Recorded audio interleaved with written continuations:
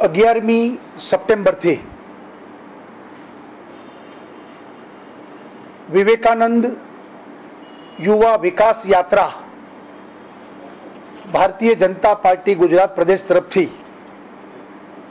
યાત્રાનું આખું આયોજન કર્યું છે। યાત્રા બે સ્વરૂપે રહેશે। એક યાત્રાનું નેતૃત્વ મુખ્યમંત્રી શ્રી નરેન્દ્રભાઈ મોદીના નેતૃત્વ નીચે મુખ્ય રૂટ હશે, આખા ગુજરાતમાં યાત્રા ફરશે। અને બીજી 150 યાત્રા એટલે કે સ્વામી વિવેકાનંદના 150મી જન્મ શતાબ્દી ઉજવાય છે એટલે 150 યાત્રાઓ, બીજી રીતે કહીએ તો ઉપયાત્રાઓ, એ અલગ અલગ વિધાનસભા કોન્સ્ટિટ્યુન્સીમાં સ્થાનિક નેતૃત્વના નેતૃત્વ નીચે એટલે ધારાસભ્ય હશે, જિલ્લા પંચાયતના અધ્યક્ષ હશે, તાલુકા પંચાયતના અધ્યક્ષ હશે, મ્યુનિસિપાલિટીના પ્રમુખ હશે, એ લોકોની આગેવાની નીચે એ યાત્રા ફરશે। 11મી સપ્ટેમ્બરે સ્વામી વિવેકાનંદે શિકાગોમાં જે ભાષણ કર્યું હતું અને જેને કારણે હિન્દુ ધર્મની જે જય જયકાર થયો હતો એને દિગ્વિજય દિવસ તરીકે આપણે ઓળખીએ છીએ। એટલે એ દિવસનું મહત્વ છે 11મી સપ્ટેમ્બર દિગ્વિજય દિવસ। અને 11મી ઓક્ટોબર એક મહિનો આખી યાત્રા ચાલશે। એ 11મી ઓક્ટોબર જયપ્રકાશ નારાયણની જન્મ જયંતિ સંપૂર્ણ ક્રાંતિ દિવસ તરીકે એમને ઉજવીએ છીએ।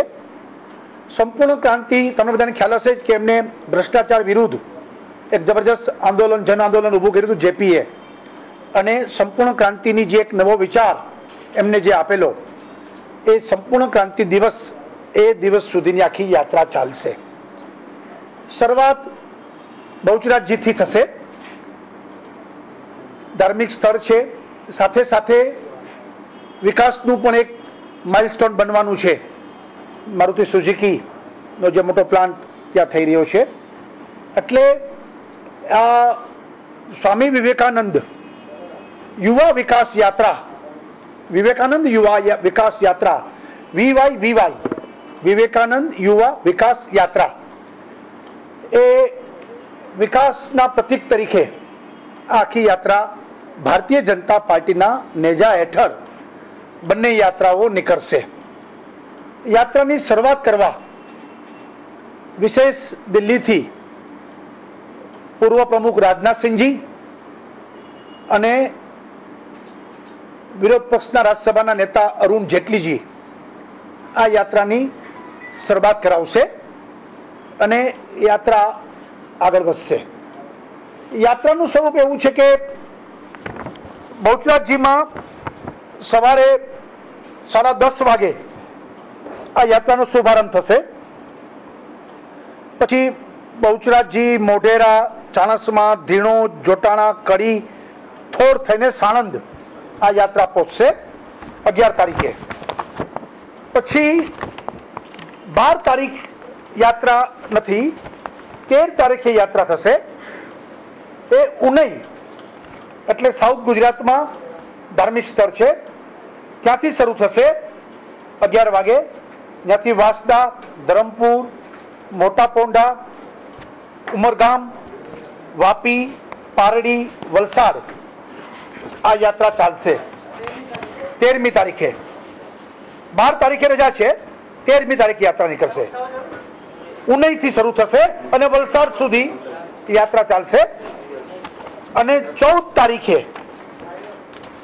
એ વલસાડથી સવારથી શરૂ થશે, ચીખલી, બિલીમોરા, ગણદેવી, અમલસાડ, અબ્રામા, નવસારી, સાતેમ, મહુવા, બારડોલી, કામરેજ યાત્રા પૂરી થશે। એટલે 3 દિવસનો કાર્યક્રમ અત્યારે જાહેર કર્યો છે પાર્ટીએ। અને યાત્રામાં નરેન્દ્રભાઈના અગાઉથી જે કાર્યક્રમો નિશ્ચિત થયા છે એ દિવસને છોડીને અઠવાડિયામાં લગભગ 3-4 દિવસ યાત્રા રહેશે, 2-3 દિવસ ગેપ રહેશે, 3-4 દિવસ યાત્રા રહેશે, 2-3 દિવસ ગેપ રહેશે, અને આ યાત્રા આખી ચાલશે।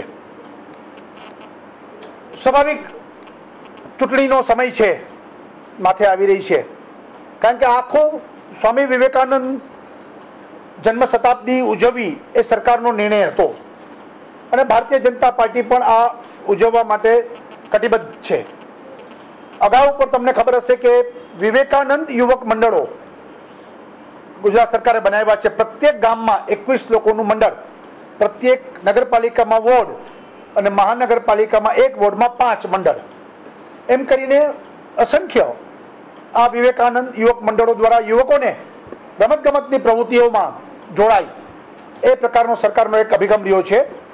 ત્યાર પછી રોજગારલક્ષી આપણે બધાને ખબર છે કે આખા ભારતમાં સૌથી વધુ રોજગારી 172 ગુજરાતની આ ઓફિશિયલ ગવર્મેન્ટ ઓફ ઇન્ડિયાના આંકડા છે.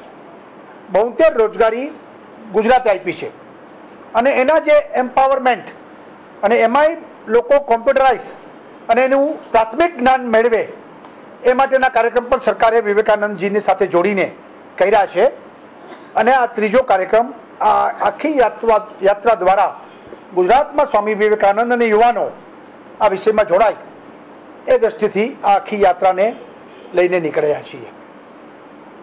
ભારતીય જનતા પાર્ટી 150 ઉપયાત્રાઓ એ પણ જે તે વિસ્તારોમાં કાર્યકર્તા સંગઠન દ્વારા એ થશે અને મેઇન રૂટ ઉપર નરેન્દ્રભાઈની આખી યાત્રા નીકળશે અને 11મી ઓક્ટોબરે આ યાત્રાની પૂર્ણાહુતિ દિવસ રહેશે.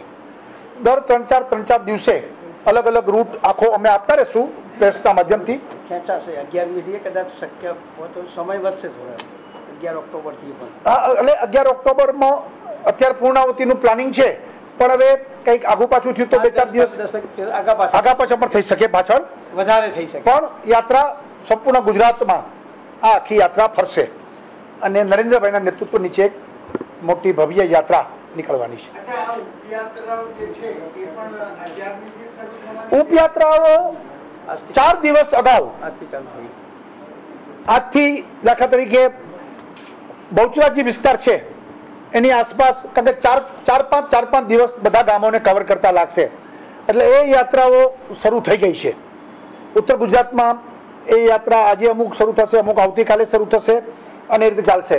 દાખલા તરીકે 12મી હશે તો એના 4 દિવસ અગાઉ યાત્રા ચાલશે, 13મી હશે તો એના 4 દિવસ અગાઉ, 15મી હશે તો એના 4 દિવસ અગાઉ, એમ દરેક જગ્યાએ યાત્રાઓ ચાલશે. નહીં, મેઇન યાત્રામાં નરેન્દ્રભાઈ હશે. પૂરેપૂરો સમય નરેન્દ્રભાઈ યાત્રામાં સંપૂર્ણ રૂટ ઉપર નરેન્દ્રભાઈ હશે. આ યાત્રાના સંપૂર્ણ વ્યવસ્થા જયંતિભાઈ બારોટ, કૌશિકભાઈ પટેલ અને ભૂપેન્દ્રસિંહને જવાબદારી સોંપી છે. ભારતીય જનતા પાર્ટી ગુજરાત એકમ આખું આ યાત્રાની વ્યवस्थाમાં કામે લાગશે. पार्टी की यात्रा होगी, नहीं सरकार इस यात्रा में सरकार कहीं नहीं होगी. सरकार का नहीं, यात्रा में सरकार कहीं नहीं है.